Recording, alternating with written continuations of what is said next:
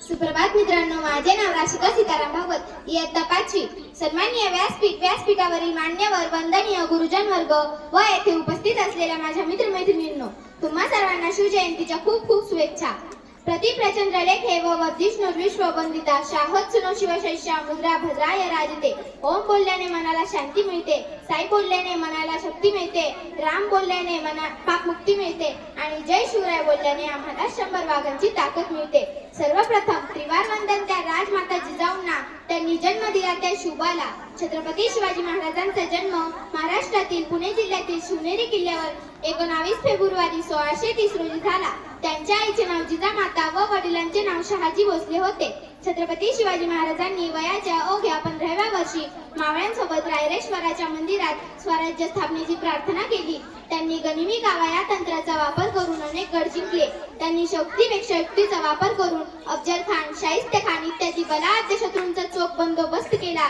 छत्रपती शिवाजी महाराजांनी आई तुळजाभवानी मातेच्या, गुरूंच्या व स्वतःच्या हुशारीने सर्व अडचणींवर व संकटांवर मात करत स्वराज्य स्थापन केले.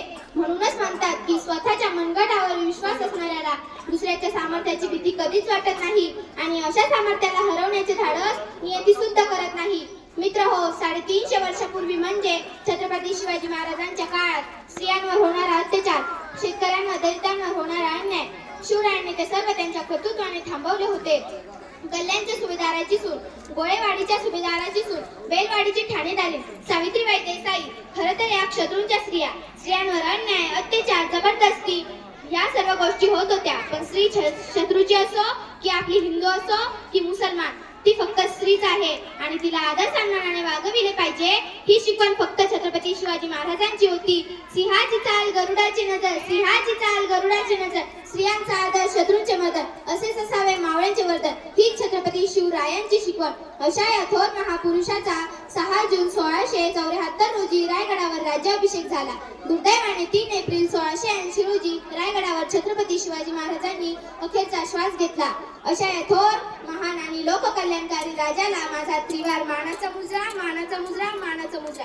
जय भवानी, जय शिवाजी. धन्यवाद.